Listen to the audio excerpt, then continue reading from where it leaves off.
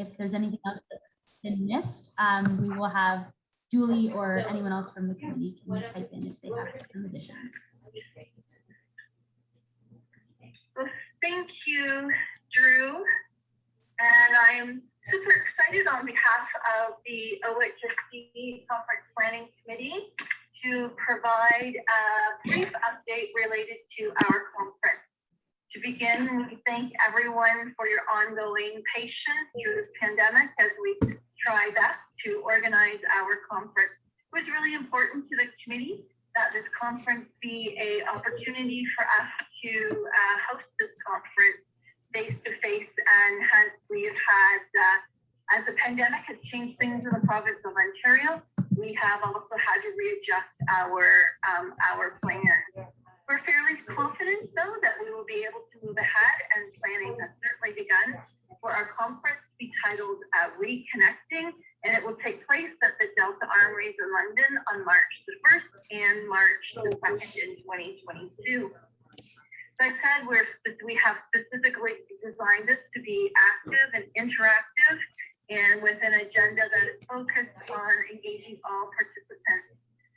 We are really pleased to announce that we have confirmed 3 keynote speakers. Dr. Jean Clinton, who was confirmed in the first iteration of this conference. We're absolutely delighted to welcome Dr. Clinton back as a keynote for the conference. Our second keynote related to Indigenous, my apologies, as an Indigenous speaker, Dennis Windigo, from the Sarnia area, and will be presenting to us as we learn more in our journey as settlers related to Indigenous and how we can best support Indigenous students in our schools and in our communities. And then third, our newest announcement, we're really pleased to welcome Dr. Tracy Valancourt. Certainly, I'm certain a name that you all are also familiar with. And Tracy will facilitate an in-person roundtable discussion as we look at what are our action items and how we move forward to better support healthy schools as we have worked through the pandemic and as we come out of the pandemic. So we're super excited. Also, please know that if you have purchased a conference registration, that we are offering a full credit for the conference registration, and if you pre-purchased accommodation, that we will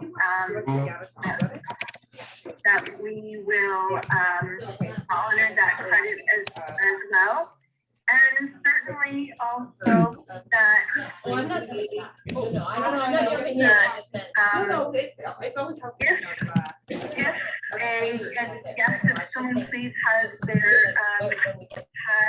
their mute on, if you could please mute yourself. I'm hearing a little bit of background noise. And also, if you have within your organization someone who has registered for the conference, who is no longer with your organization and or in the position, that we will honor that credit, and it can be easily transferred to someone within your organization who would like to attend our conference. And then finally, of course, if you ever have any questions or concerns, please email. Be happy to answer your questions, your concerns, or point you in the right direction. Happy to answer any questions now. And again, please don't hesitate to contact me if you have any questions. Thanks, Arlene. Is there anything to add there? Julie or anyone want to chime in on anything? No, I think Arlene covered it all. Thank you, Arlene. Awesome, thanks. And just a reminder to everyone, if you aren't speaking, please make sure you are muted moving forward. Okay, so on to updates. Do we have anyone from the Ministry of Ed here that would like to hop on and provide an update? I believe I've just submitted, let me find it in my list here, Patrick. I'm not sure if Patrick from the Ministry of Education. Oh, hi. For us. And if not, that's absolutely fine. We're happy to have you on board. Good afternoon. Sorry, I'm a little late joining. I'd be happy to provide an update from the Ministry of Education. Hope everybody's doing well, and the back to school has been treating everybody okay. I'd be happy to speak about some of our ongoing work on anti-sex trafficking.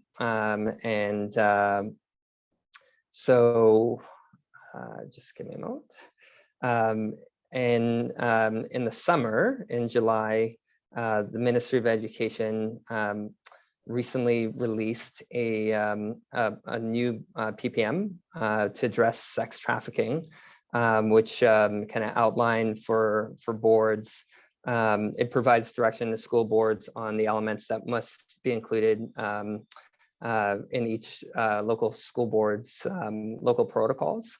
There's a focus on taking a multi-sectoral approach and working with partners in the community to develop the protocols. It provides direction for each school board to have their local protocols in place by January 31st, 2022. Additionally, to support the implementation of PPM 166, we have to support school boards in the development of their local protocols. The ministry has made a number of resources available. These have been kind of posted on an e-community, which are accessible by kind of school boards and school staff. We've also made a number of foundational resources available. So these include a foundational deck regarding, what sex trafficking is and how to recognize the signs. Secondly, we've developed a bit of a deck for PA days to support professional learning in schools and support teachers in this work and staff in this work. Thirdly, we've pre-recorded a webinar with voices of persons with lived experience and Indigenous voices, as well as with links to resources from the Ministry of Community, MCCSS, Ministry of Community, Children and Support Services, including links to the TRAP, as well as Speaking Out. Fourth, we've provided links to service providers as well as community organizations in each region.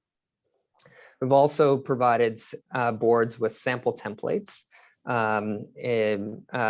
based on the experiences of one board who currently have kind of protocols in place. So this includes kind of sample scripts to address disclosures when students disclose to staff and how to respond. Our plan is to continue to update and add resources to the e-community as they become available. As well, in September, the ministry provided all boards with some funding to support local priorities around training resources and developing and implementing local protocols around sex trafficking. So $1.2 million was provided to school boards and school authorities. And our focus over the fall and the winter will be really kind of threefold. The first is in terms of developing parent and student resources and resources to support Indigenous families and students. And once we have approval on those projects, we'll be able to share additional details with you. And finally, we're delivering presentations as requested to faculties of education to support the learning of new teachers. So that's all for update, but happy to field questions. Thank you so much, Patrick. Pleasure. This sounds like there's going to be so many resources, and we definitely need them. So I'm looking forward to looking into them and getting to share them. Patrick, it's Morris Hutzel from the Hamilton Wentworth Catholic District School Board. Any updates from the ministry around I know that there was work that was being done via a private member's bill around food literacy. And I know then I don't think it made it through third reading. Is there any direction that's going to be happening, or an uptake from the ministry to support of the importance of food literacy in elementary and secondary? I'm aware of the bill that was put forward, and I think there was a and we recently had a meeting with some folks about this, and at this point in time, we're kind of working with to ensure that the school nutrition program is universal, but keeping in mind some of those recommendations. But we have no further updates on that item at this point in time. Much appreciated. Yeah. Okay. Thanks again, Patrick. Thank you. Moving on, PHE Canada, Ryan, if we can stop screen sharing. Oh, perfect. Ryan, you can take over. Great, thank you, Drew. So I'll just do a quick screen share here.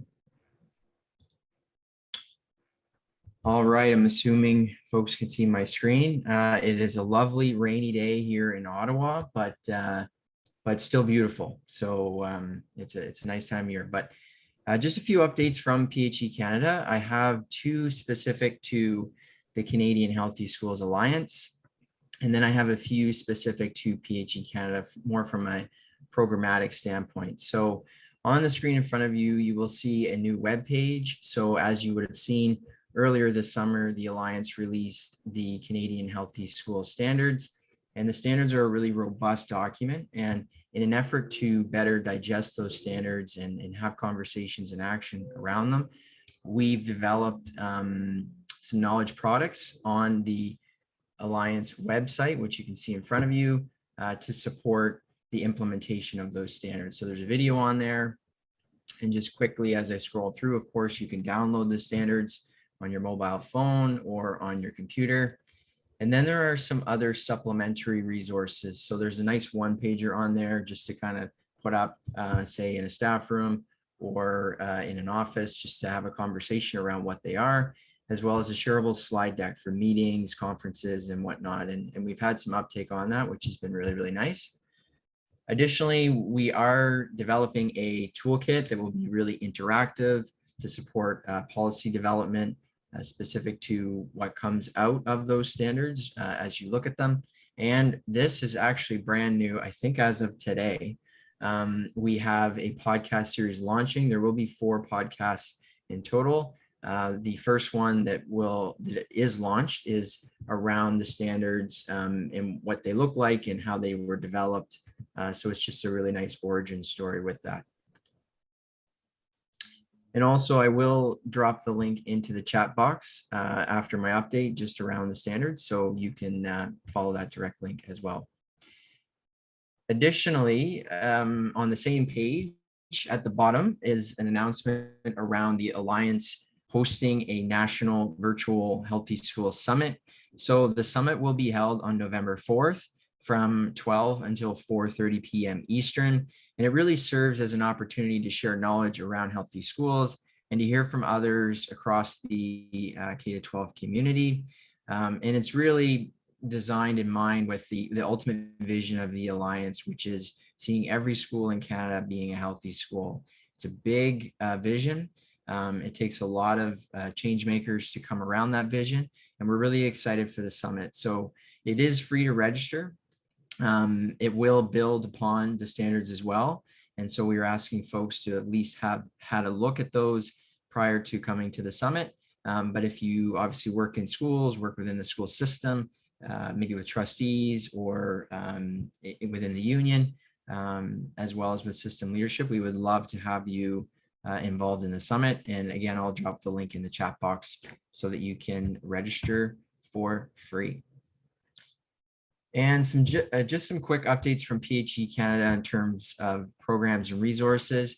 We have partnered with the CFL to pilot and launch a K-3 fundamental movement skills resource that is really focused around football-based activities.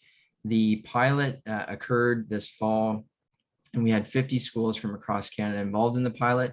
And we're currently in the phase of that where we're collecting the feedback, making a few small tweaks to the resource. And the plan is to publish that resource for educators on Grey Cup week. So it's just a nice way to ease into December this year. And obviously with all the hype around the Grey Cup, we're excited to be involved in that and supporting K-3 educators. So stay tuned. There'll be more information on that coming up. And additionally, on your screen, you will see a guidebook. We have created a 2S LGBTQ+ guidebook in which we work with researchers, youth, and 2S LGBTQ+ allies to develop and review inclusion and looking at really school-based physical activities and what inclusion looks like through those school-based physical activity programs.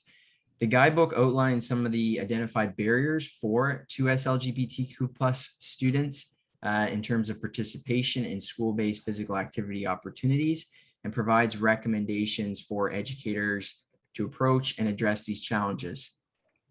Additionally, educators and school administrators can utilize the resource to spark positive change, to combat discrimination, and to educate staff and students about the importance of fostering positive, safe, and inclusive spaces for physical activity.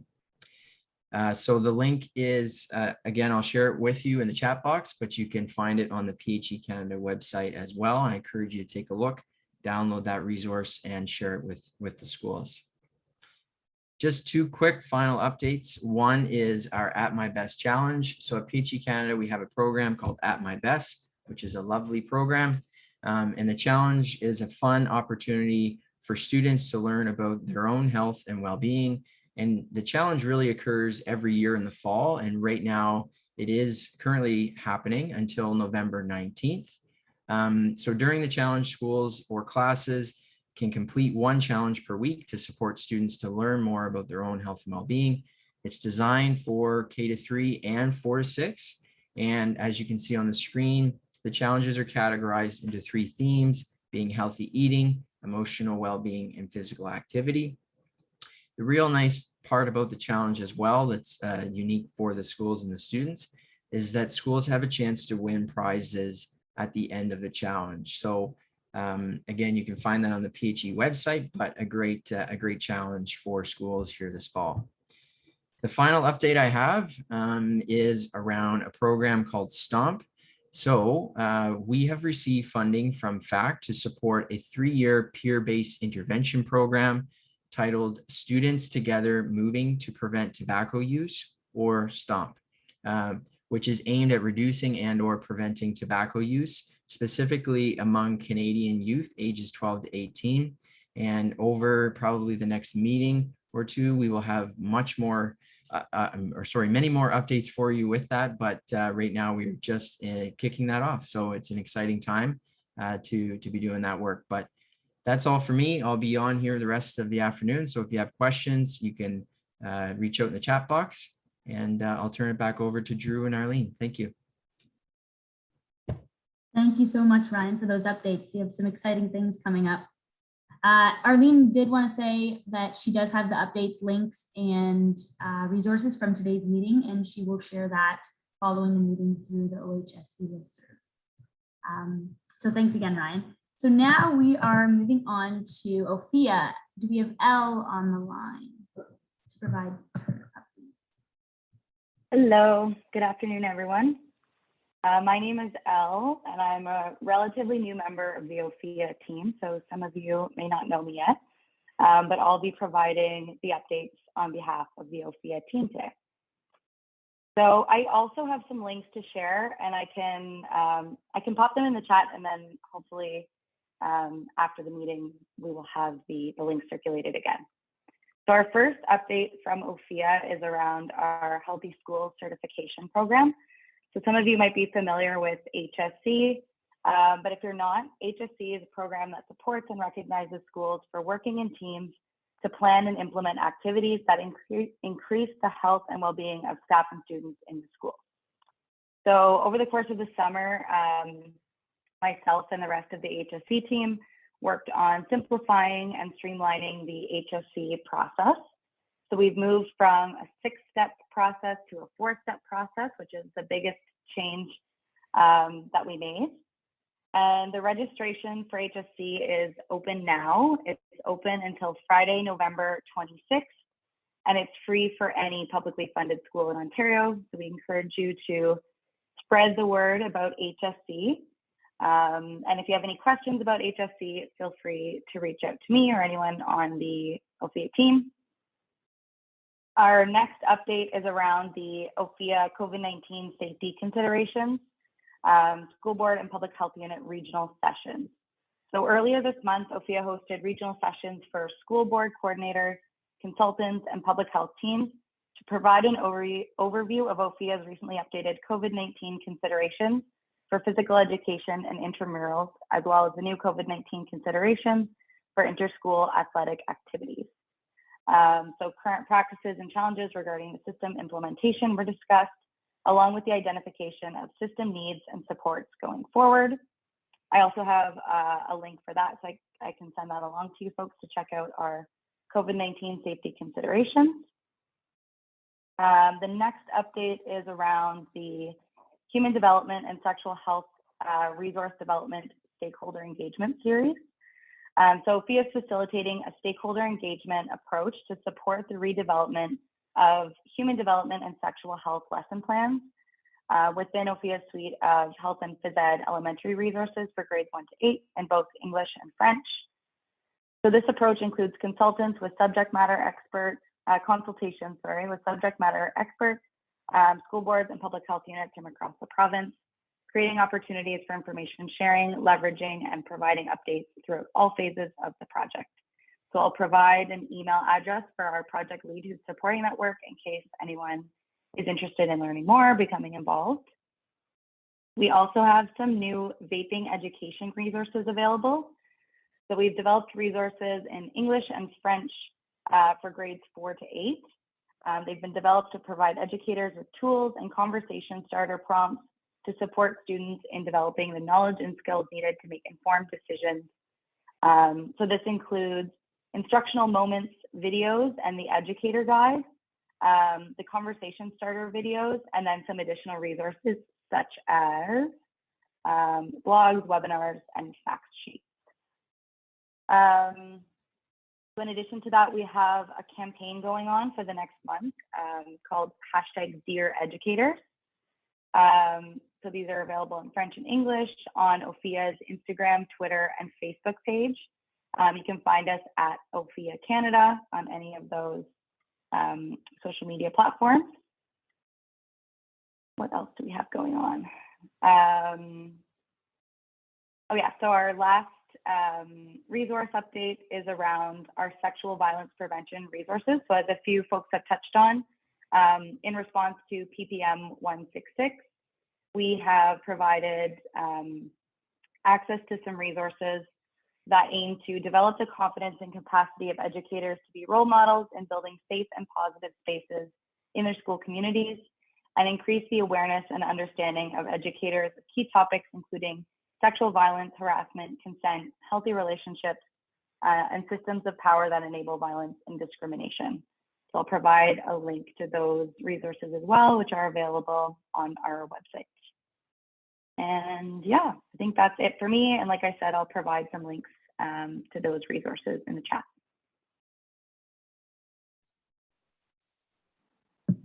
Thank you so much for that update. I know I'm really looking forward to the vaping resources because that's something that we really need more of. So thank you for that. Okay. So next up, we have the International School Health Network. Doug, are you ready to rock?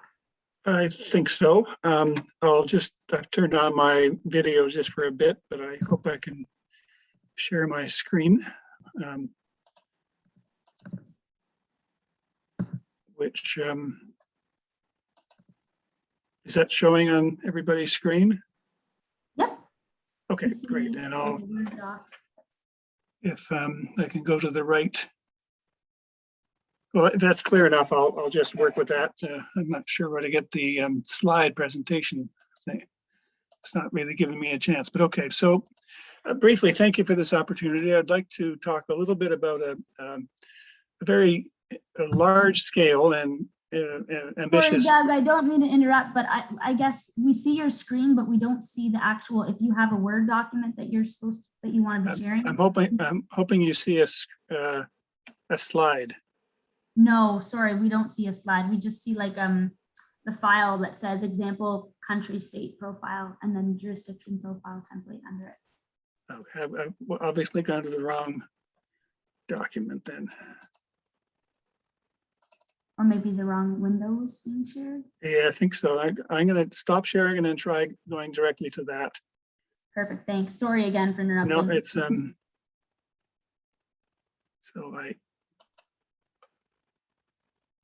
hoping. Saying maybe choose a different tab. Is that it? Oh, there. Yes. Okay. We see that. Okay, great. Thanks. Sorry about that. So this survey, well, just a bit of background, as you will all know, it's a very exciting time for school health promotion and social development around the world. There are lots of international organizations and national organizations and regional organizations doing a lot of renewal of their frameworks and standards and documents, and they're also as part of that, doing a fair number of surveys and studies about the status of those policies and programs. So I'm pleased to be able to tell you a little bit about this project, which is being led by UNICEF, UNESCO, our organization, and it's coming out of Simon Fraser University. The principal investigator is Dan Leach from the Faculty of Education there. And the web link to the study is on the Fresh Partners website, and that's the link showing on the slide, which I'll also post into the chat box. The study is similar but different than other studies insofar as it's the scope of it is broader than some of the studies that have been done about school health or about school safety and so on. But it's combining two things: a survey, a fact-finding survey, as well as a fairly extensive document analysis. And the scope we're taking is really on inclusion and equity as the starting point of the conversation, which is different than, for example, the European study, which looked at obviously school health. The School Health Network in Europe did that study. And it's different, and so it's starting with a very broad approach, and that's engaging a number of different sectors. I was quite interested in the brief report from Patrick, where we're looking at the issue of trafficking, and obviously trafficking will involve the law enforcement sector and maybe even other sectors in that, working with schools. And what we tried to do in this survey is to recognize that there are a number of ministries in a provincial or country context that are working on a number of frameworks, healthy schools, safe schools, community schools, and so on. And we're trying to capture most of that activity within this project. As part of that, we're looking at a whole child approach. Some of you will recognize that language, which came out of ASCD in the United States. Their model is now called whole child, whole school, whole community. And we're picking up on that and trying to recognize that the whole child is not only about health and mental health characteristics, but also our problems, but also about social development, security, the environment, and so on. It's a very broad brush kind of approach. And we're trying to really follow that through. Within the Fresh Partners, the group that brings together a number of UN agencies and several global organizations, we've tried to move away from us only working in one sector, but trying to look at the whole child. And that has quite a number of implications. And also the scope is quite broad in that we're not looking at just specific programs or specific policies and whether or not they exist. We try to ask a number of questions and trying to find a number of documents that look at how well those frameworks are being implemented in systems. And in fact, a very very broad focus on systems as a real operational model. The focus is, as I said before, looking at different, what we've called multi-component approaches, such as healthy schools, safe schools, inclusive schools. And I was really pleased to see the Canadian standards, although it has the title of healthy schools, it is really a really exemplar document around inclusive schools. And going back to a favorite of mine from several years ago when I worked in Canada, Indigenous perspectives on school health. And so I'm really pleased to see that's appearing in different parts of the world in terms of broader perspectives on just not capital H health, but looking at a broader perspective. And so within that very broad focus, we're looking at both the implementation process, but how well ministries within government are coordinating. And so the focus is on ministries, not on the school level. There is an aspect around one particular type of program, one type of multi-intervention program around school food and nutrition, because that's where we're getting our little bit of funding from UNICEF. It's coming out of their school food and nutrition program. And I should note that there's a whole lot of activity going on about the food and nutrition led by the World Food Program. And it's a real area of exceptional growth and knowledge development these days. And the third area that we're going to focus in on is health and life skills education.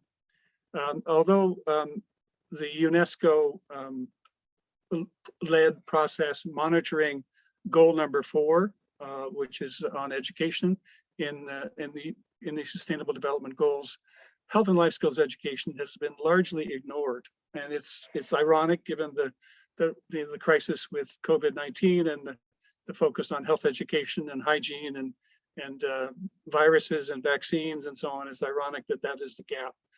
But we're hoping to be able to have a real in-depth examination of health and life skills education, but not from the traditional perspective of does it cover certain topics, but rather we're looking at the kinds of structures that are being used. For example, is it health alone, physical education alone, a combination of health and physical education? Is it combined more broadly as they do in the UK, of combining personal and social development as well as health and so on? So there are a number of issues around that. The issue of instructional time, the instruction of the coherence, is there a generic set of outcomes that are being measured and so on? And so that's the kind of examination that we're doing with regard to health and life skills education. There will be a global report of all countries, as well as the different kinds of countries, low resource, medium resource, and high resource, and conflict and disaster affected countries.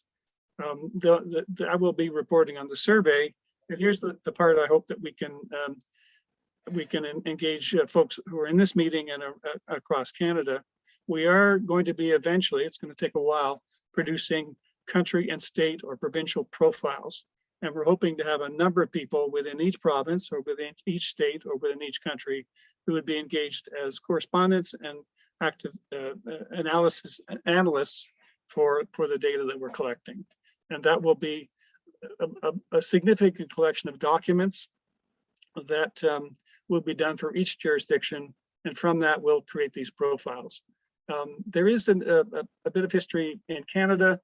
We had done that a couple of decades ago, but also I'm pleased to see that the Joint Consortium for School Health has got similar, but a little more narrowly defined profiles on their website. So we're trying to create a real profile for each jurisdiction that crosses over, starting with the starting point of inclusion and equity. And then the last, maybe a quick slide, quick look at some of the things that are going to be a little bit different about this survey. A lot of surveys have asked whether or not there is a policy or a statement about school health or about safe schools or so on. We're actually going to we ask questions about whether it's simply a consensus statement or a declaration, or whether it's a policy that has requirements that are made of agencies and professionals, or whether there's an action plan. In other words, a strategy that has a date of several years with specific actions over those years. The real emphasis is on coordination and coordinators, As you know, school health coordinators at every level is one of the key things that make things happen. We can't rely on volunteer champions. We really do need to have coordinators and a real structured coordination process. As I said earlier, the ministry is the ministries of government is the focus. And so we're looking at structures and routines and budgets. Obviously, the traditional approach to core components of policy, education services, and so on, we'll be looking at across several of those approaches. It makes for a real heavy duty kind of analysis. We're looking at healthy schools, safe schools, community schools, inclusive schools, and so on. But I think the result will be that we're going to have a much broader picture in each country. Capacity building, I need not talk about it. I think that implementation issues and scaling up issues and sustainability issues are, we have questions around that. And we've tried to make them quite specific.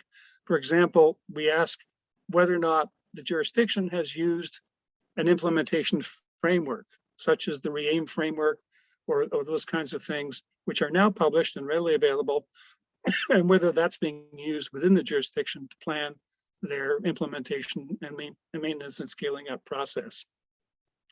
The issue of integrating within the school system rather than adding on new responsibilities to the school system is a big issue that's been explored in some instances, particularly the recent European study, but we're going to really delve into that in terms of some of the specifics. I've talked a little bit about health and life skills education already, but the systems focused action is kind of just to close on that we've really moved along the continuum, I guess, in going from single issue programs and a real implementation of those programs towards comprehensive approaches, multi-component approaches like healthy schools. And more recently, in the last decade or so, we've seen the language coming out about systems thinking or ecological approaches. We're actually trying to get down to, are there systems change strategies being implemented? Is there explicit changes? Is there a budget line that's being a joint budget line between ministries that's developed? To have middle managers, not just the frontline managers like school principals, but middle managers at the school board level or at the ministry level. Have they been consulted and actively involved? Are senior leaders, deputy ministers involved? So we ask a number of systems focused questions that we think will be really indicative of whether or not the program or the approach will be sustainable. And so we're hoping to engage folks who are interested in being part of that study process, particularly in building those profiles. I don't know as many people who are active now in Canada as I used to, but I hope to involve some of you online who would be interested in being part of that process, and then also building that their own profile for their own jurisdiction and being able to share that with the world. And so thank you for the time, and I'll be posting the webpage online, but if there are any questions, you can contact me by email or follow up later on today. Thanks. Bye for now. Thank you so much for your update, Doug. Last but not least, is there anyone here from the Ministry of Health that would be able to provide an update for us before we move on to presentations? I don't believe I saw anyone from the Ministry of Health, so okay, super excited to welcome our presenters. Awesome. So we have Karyn first. Karyn Kibsey, she's the Manager of Training and Education for the Canadian Centre for Child Protection. She works with many professional organizations to provide insights into issues of child sexual abuse and exploitation, policies and procedures to protect children, emerging issues and trends impacting youth, and online safety.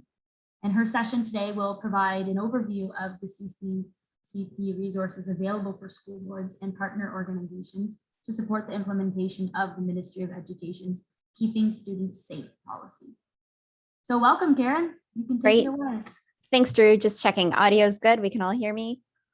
Fantastic. I'm going to share screen. Let me know if anything goes amiss with my process here. And we're all good with seeing that? Fantastic. Okay, well, thank you for inviting me today to do the presentation. Our agency is thrilled to be connecting with the coalition and all the members here today. So during my brief presentation that I have here today, I wanted to provide a little bit of background on our agency and the work that we do to connect that with some of the supports that we have for educators and school boards tied to PPM 166. As it was already discussed today, because we had the Ministry of Education already speaking, that this really provides the opportunity for various community stakeholders to be supporting this work in partnership with their schools. So tied to that, I'm going to talk a little bit about what we have for staff training, resources for staff, prevention education for students, and information for parents. The links and information that I'm talking about today will also be shared by OHSC following the session, so everybody will be able to link in and hear more about these opportunities. And I will stay on until the end of the call in case there are any questions that come in that I can support.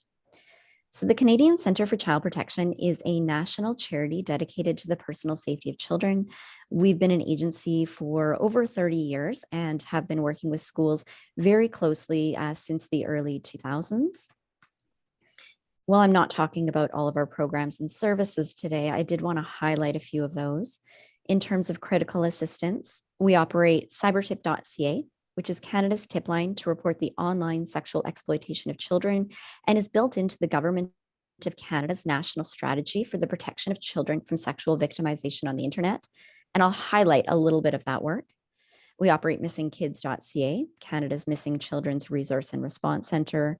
Commit to Kids, which is a step-by-step program to assist child-serving organizations, including school boards, in creating safer environments for children in their care. And then Kids in the Know, which is our personal safety education program that's used in classrooms throughout Canada. Cybertip.ca takes reports on a variety of criminal code offenses. Since the start of the pandemic, Cybertip.ca has seen a 106% increase in reports to our tip line. And in many cases, those reports coming in from children themselves to report their own victimization. To date, cybertip.ca has processed more than 4 million reports of children being sexually victimized online. And we know of hundreds of arrests that have resulted from a cybertip.ca report. So when a report comes into cybertip.ca, it gets triaged to the appropriate law enforcement agency or child welfare agency, either here in Canada or internationally. When we talk about safeguarding children and how what I'm bringing to you today really fits into the concept of PPM and the different pieces under that, we look at it from a systems change perspective. So how can we look at a community-based approach and everybody involved in the safety of children? So we work with, for example, school boards around policies to protect children, as well as education and awareness for staff, with children and youth, delivering lessons. So that would be educators delivering lessons in the classroom around personal safety, and then providing information to the families and community. So education and awareness, information about where to report concerns about children, and in general, child safety information. So just going quickly to the top of that pyramid in terms of education and awareness for staff, some people on the call may be aware of the Ministry of Education's new mandate around increasing child sexual abuse prevention training for certified teachers in the province of Ontario. And so on September 1st, there was an announcement that our agency will be partnering with the Ontario College of Teachers, and our Commit to Kids child sexual abuse prevention training will be the training that is delivered through OCT and in partnership, because they will be adding information and modules around their professional advisories. And that will be available to and mandated for every certified teacher within the province of Ontario starting in 2022. So we're really excited about that opportunity and to be able to have the information and that training shared more broadly with educators in the province. It is a provincial first to see that mandated.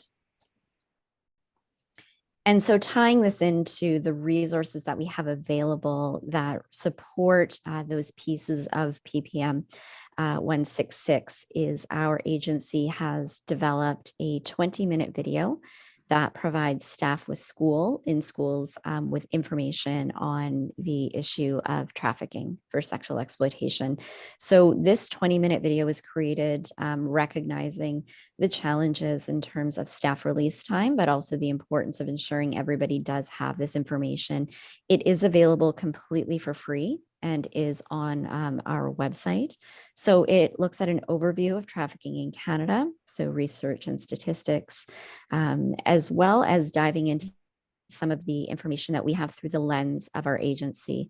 So when talking about human trafficking, it does look at how this happens in terms of peers and relationships, but also what we've seen through our international survivor survey of victims who abuse has been recorded, where we have seen trafficking happening and facilitated through families.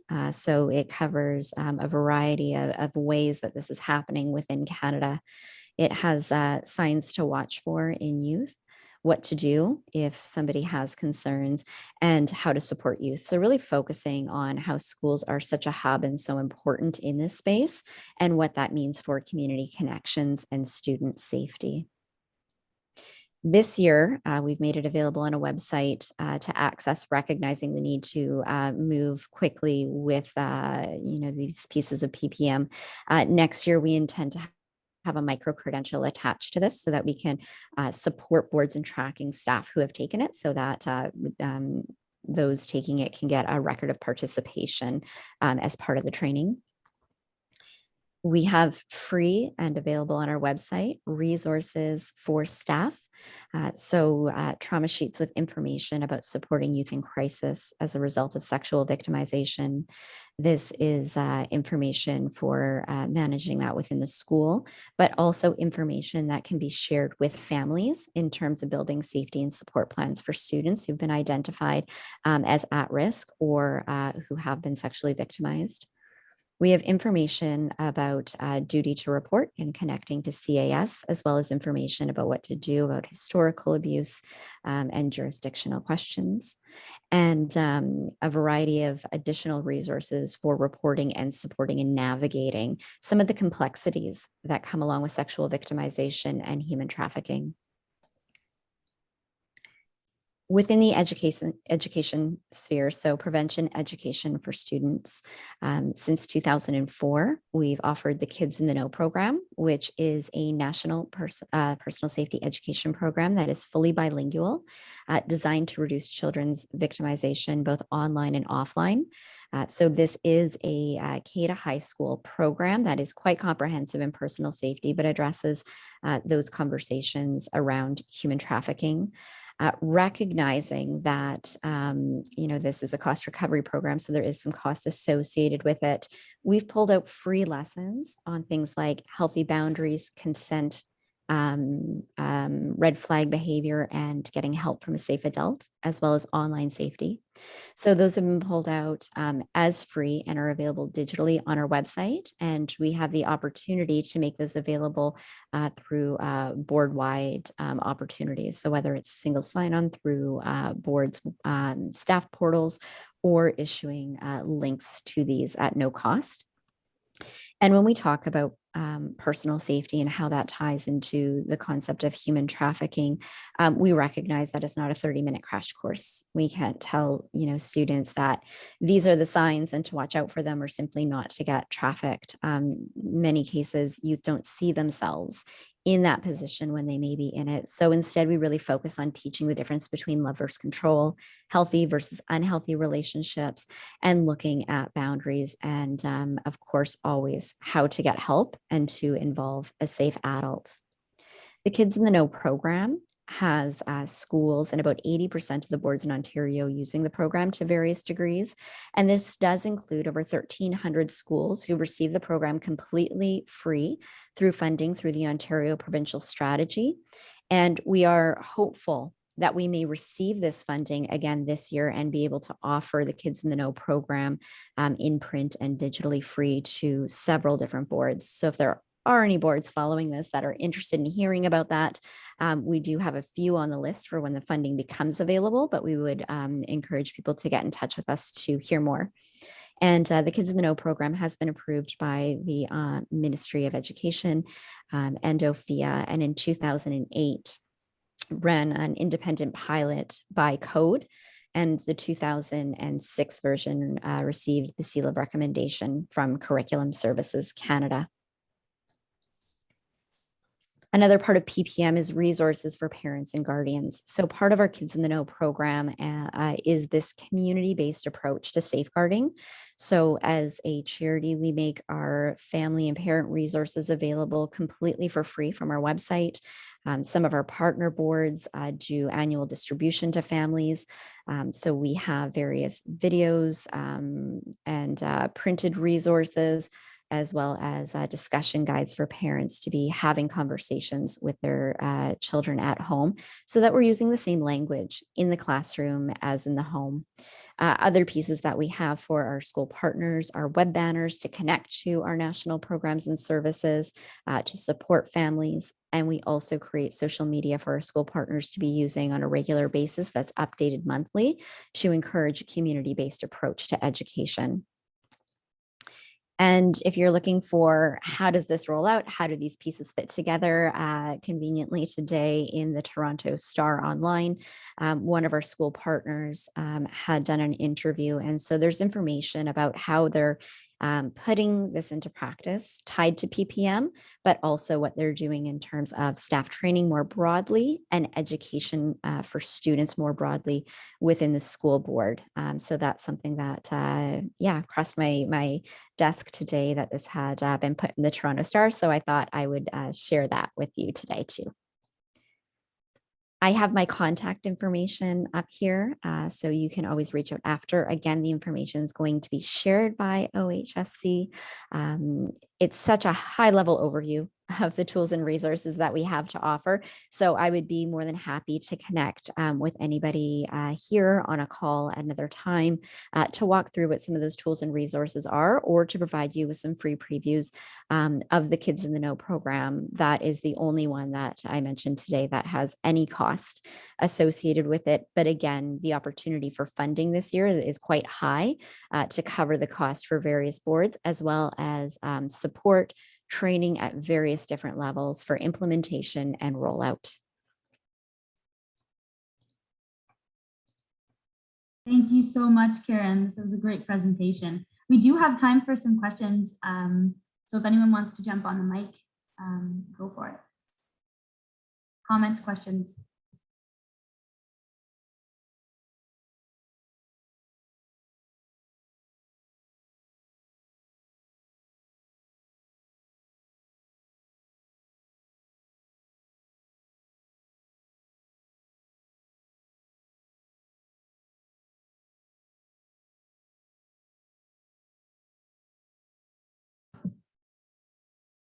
Oh, I see Jessica raised your hand. Go for it.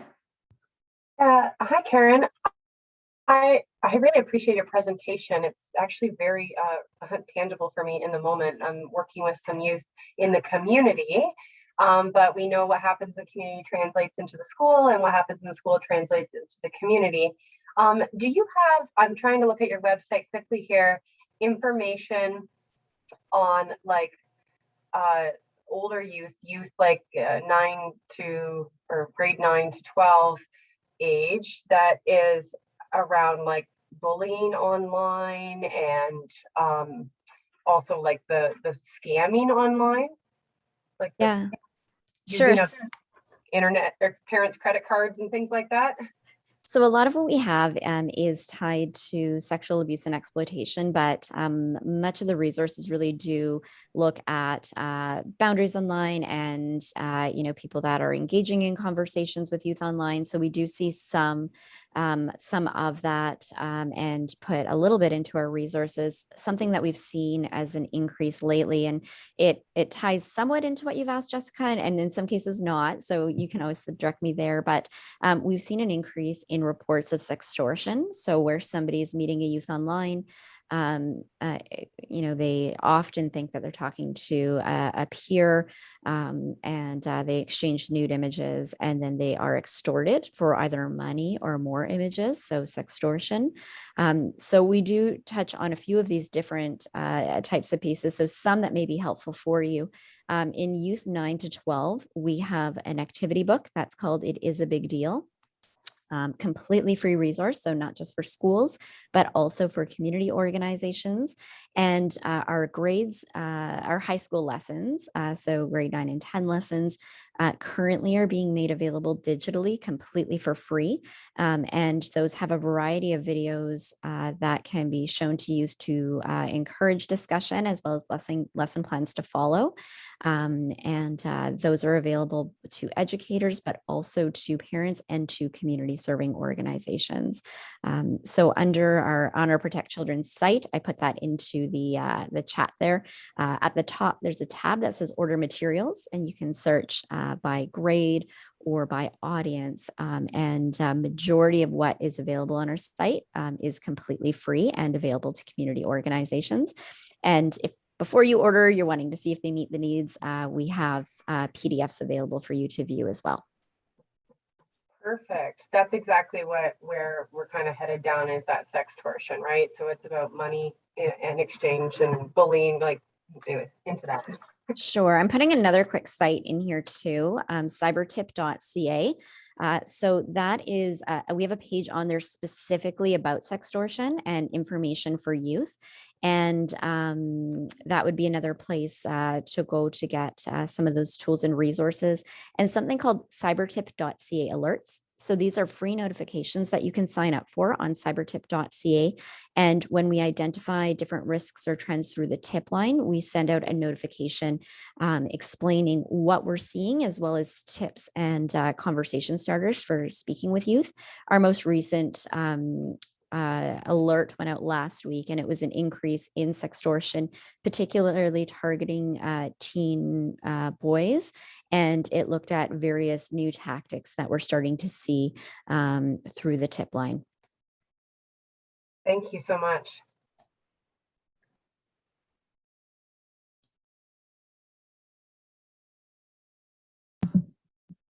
Any other questions or comments?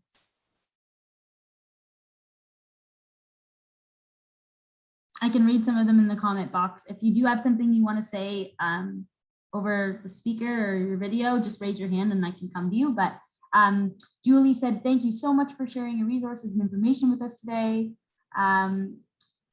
Also said the activity booklet for grades 9 and 10 looks great. Lauren saying thank you as well. So yeah, just a big thank you. This is great resources that you've shared. I'm sure a lot of us will be using them. I don't see any more hands. So with that, I think we'll move on to our next speaker. Thank you so much again, Karyn. So our next speaker is Adam, and he is an internationally acclaimed designer, builder, and researcher of nature-based play spaces. And he's the founder of Bienenstock Natural Playgrounds. Hopefully I said your name right, your last name. Yeah, close enough. Yeah. So thanks for having me and for taking a little bit of time with me today. I'm just going to share the screen here. You can tell me when you see some kids goofing off in a stream, because that means I've done something right at the beginning of this. Yep, we see him. All right. So I'm going to start by posing a question. If anyone feels like just, I know the way this works, so, but if anyone can come on so that I can see you, that would be great. Because I have a question for you early on to this for this thing. So I just want you to think for a second about, because this is some of the underpinning to the work that I do. The work that I'm involved in is, how do you build a more empathetic landscape? How do you actually create empathy through the built environment, through the parks, the playgrounds? How do you get kids to interact with each other in a different way? So I'm going to start with my favorite thing that I did when I was a kid. So this is me when this isn't, obviously you would probably be a black and white photo at this point, but this is what I remember doing when I was a kid. I was playing in the stream. And I want you to think of your favorite thing whenever that was, whatever that favorite thing was that you did when you were a kid, when you were playing, when you had your great moment with your friends and with your buddies. So you can see mine, and I have one quick question for you. How many senses were engaged in that activity? Just by a show of fingers, putting your hand up. How many senses were engaged in yours? Mine, look at that. I like 6 because that means you're into it. You get this. So that was easy for me. You can see mine. It's a quick 5. So it's a cheat of a question. I'll tell you that now. This is a cheat. So in order for this thing to have been your favorite experience, in order for that to have been what you picked up on as your favorite, it was a multisensory experience. People don't call that out as their favorite thing unless there's 4 or more of those senses engaged. And if you start to think about the landscapes that our kids play in and that we have created in schools and in parks, there is less and less sensory engagement in those places. Now, that never used to matter because frankly, kids were out and about. I mean, we actually, my park, my playground when I was a kid was brutal. It was this ridiculous rocket on hard packed earth that was designed to hurt kids. So frankly, we all fell at this and hit everything on the way down. But we met there to go here. That was the difference. So if you start to look at the stats and what's changed, we never used to think about our landscapes, our public landscapes, our parks, our playgrounds, our school grounds. There's lots of data on this. I'm not going to go through all the data, but there's lots of data on this now that the time that they're spending outside is totally different. So where I was 6-8 hours, the amount of time outside for the average kid is somewhere around 48 minutes in Canada right now. And of that time, the amount of sensory engagement they have, if you're just looking at some of the sensory deprived areas that they're playing in, we're really not getting that same level of engagement in our senses. And there is a key to all of this stuff, and it's that sensory engagement. I should warn you about my underpinnings. I have 2 big ones. First, if you look up my dad ever, and I know I'm old enough that I shouldn't be saying this about my dad, but he's still a thing.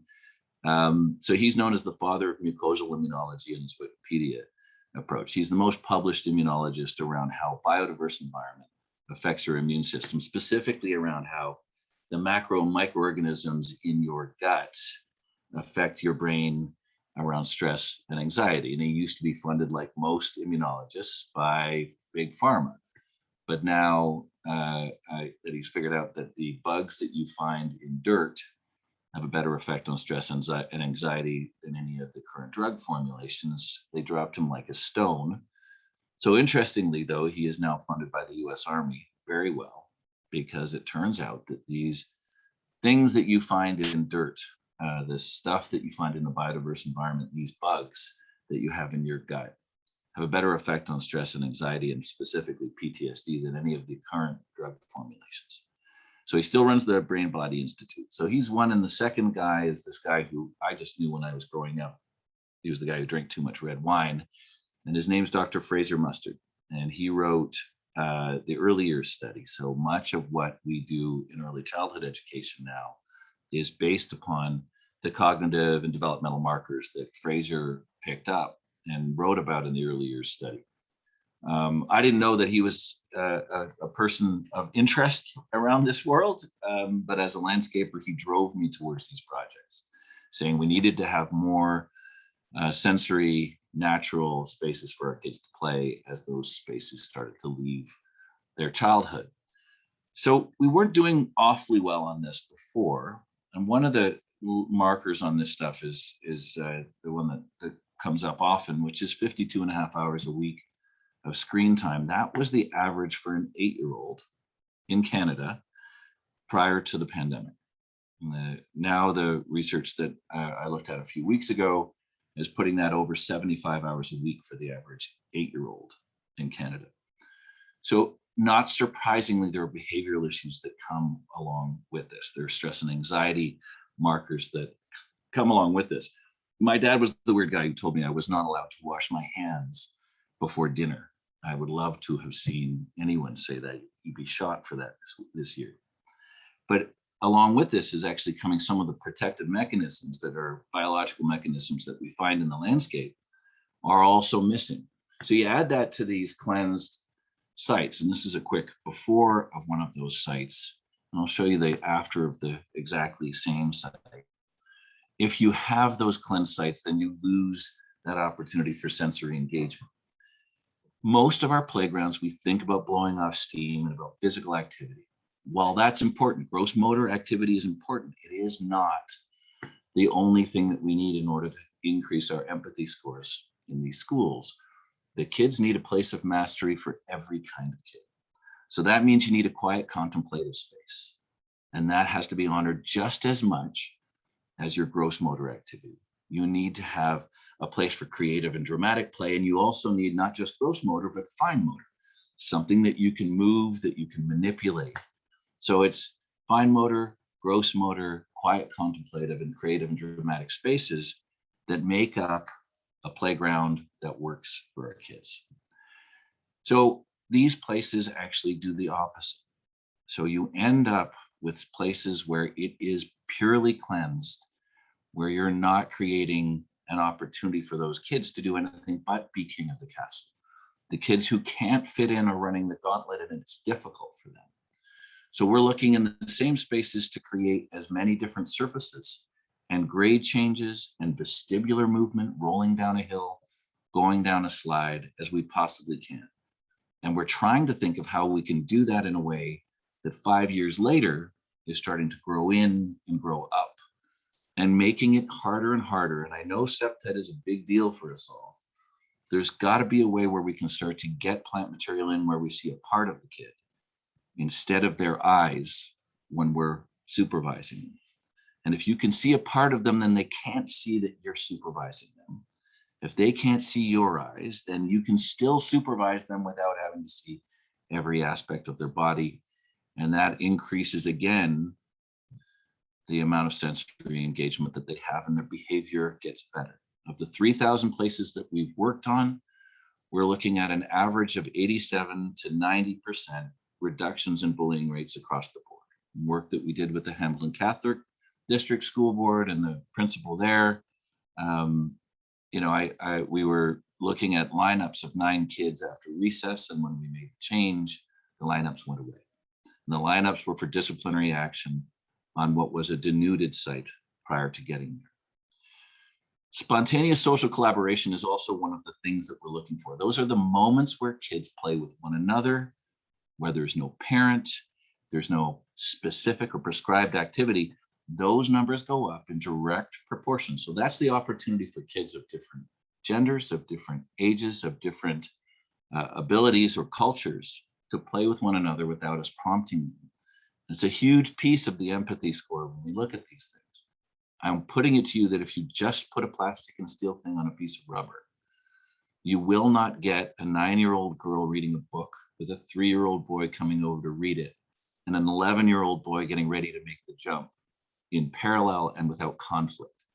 It is the nature of these natural spaces. It is the art of them, the touch of them, the feel of them, the sensory part of that, that changes the way they behave. And if you add vestibular motion into these, you get an even stronger result. Most of the places, this is an AODA compliant play structure that meets the AODA in terms of surface and getting to it, but it doesn't have handholds that get you to the top. And one of the problems that we've put out there is that we've made it possible for every single kid to get to the top of these things, and that's actually not a great thing. And I know that that's going to be difficult for people when we talk about accessibility, but you still have components in a composite structure that you can access. But we also have to provide graduated challenge to those kids. Every kid should not be on the top because every kid cannot take that fall. So we have to be thinking about that and not making it as easy as we have to get to the top of everything. And it's part of the philosophy that is also in 3,000 projects, meant we don't have a single claim for injury ever. So when you look at places like this one, the ASLA award in the US, we start to have these pieces combined.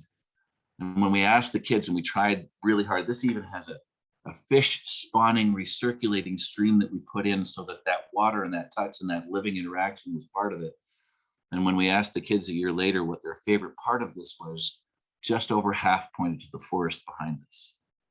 not at the landscape that we provided for them, but at the forest behind it. And that makes sense. That's where the fun stuff is that moves. That's where the stuff that you can touch is. It's the places you can hide. It's the smells. It is the games that appear with that non-prescriptive format. We're hardwired to want that. And when we do this stuff for parks and for playgrounds and schools, it gets clean. It gets cleaner and cleaner. And I love this stuff. I'm proud of this work. But the truth is that on this park, this playground, it is the crossing that we did with these boulders across the stream just behind this that get the greatest level of engagement, the most empathetic scores amongst those kids. It is the rich sensory engulfing experiences that are the ones. And it's hard to do this. I get that on schools, but we've got to figure out the ways that we can provide some of the opportunities for kids to experience art in nature side by side. Lucky I get to work with these crazy people who make nutty things out of giant trees. We're working with artists to weave art into the landscape with people. We're doing some of this work in California right now as well.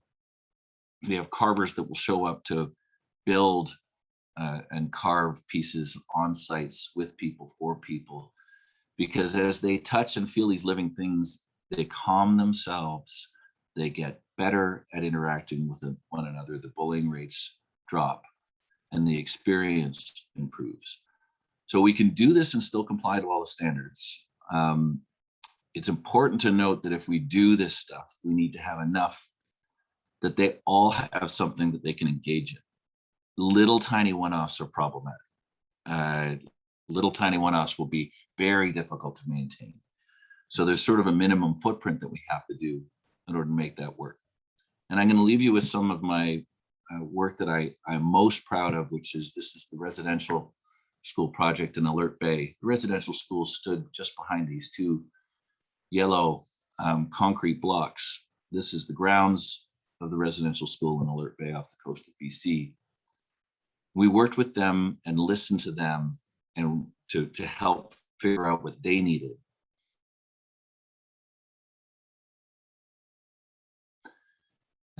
It is more complicated than ordering product. We spent 6 months in conversation with the group at the Umista Learning Center here. And we worked with them to figure out exactly what the shape and size was that met with their culture, met with their tradition. And in doing so, we ended up with something that lasts longer, that has more meaning. They asked us to carve chairs for them, and we said, absolutely not. I mean, it would be nuts. You're the most sophisticated totem pole carvers on the planet. Why would we do that? So part of that process that builds an empathetic landscape is listening to the people who are going to engage in it afterwards. Last thing I'm going to leave you with is over the last year, we've been doing a lot of work around outdoor classrooms and outdoor learning environments and providing kids with a way of having agency over their outdoor learning environment. And this is what this looks like. We offered an outdoor learning environment for free across North America for 2 months. And we got 10,500 responses asking for an outdoor classroom in 2 months this year. We might have gotten 200 the year before. There is a desire amongst teachers that we've never seen before to start to see learning move into an outdoor space. And when we see them move that out into the outdoor space, again, the behaviors seem to improve. And the fear is there that it's going to get worse, but the behaviors improve. So with that, I'll close out.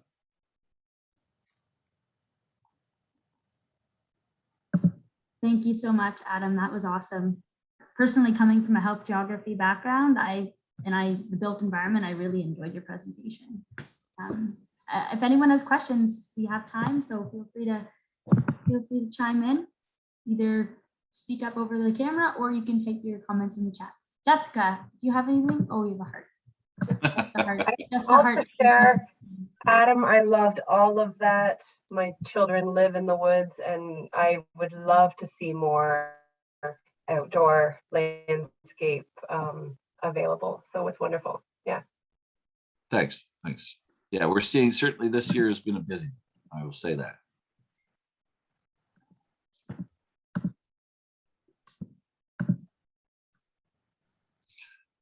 Thanks for. Allison says, oh, yeah. Sorry.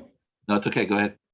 Allison just says, thank you for this inspiring presentation. It really informs my physical literacy work. Much appreciated.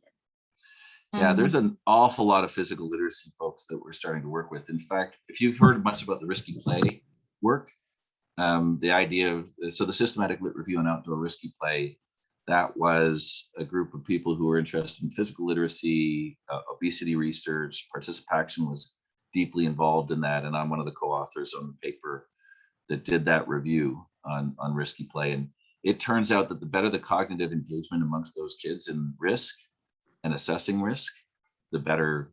So the more in the moment they are, the better they become and the lower the injury rates get. It seems to have very little to do with the equipment. It has everything to do with cognitive engagement for the kids in terms of injury rates.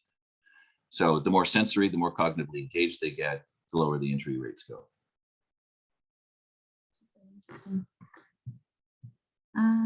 Julie, Adam, thank you so much for joining us today and sharing all your great data and ideas. So interesting. Kelly, also, thank you so very much. Very interesting work. Tanya, that's amazing. Yeah, awesome. Thanks. Thank you so much for coming. And yeah, if anyone has any other questions, you can pop on or message Adam personally. I'll fire an email out to you afterwards with any of the data that I quoted and some of the links to all of the research stuff. So if anyone wants it, you can forward it along. Thank you so much. That's awesome. Great. Thanks for having me. Okay, so moving right along, I think we're just at other discussion topics. Does anyone have anything else that they would like to discuss today before we wrap up?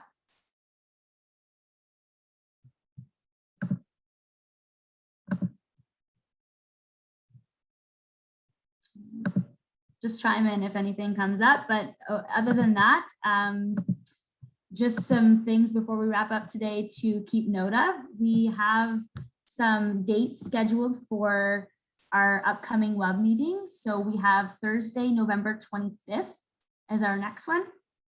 And then we have Thursday, January 27th. And then our conference is going to be March 1st and 2nd, as Arlene mentioned earlier. And then we have one date scheduled in May. So those are in your agenda. You should be able to see them. So just save those dates in your calendar. And yeah, thanks everyone for joining us today. And we will be sending out all of the resources from our meeting.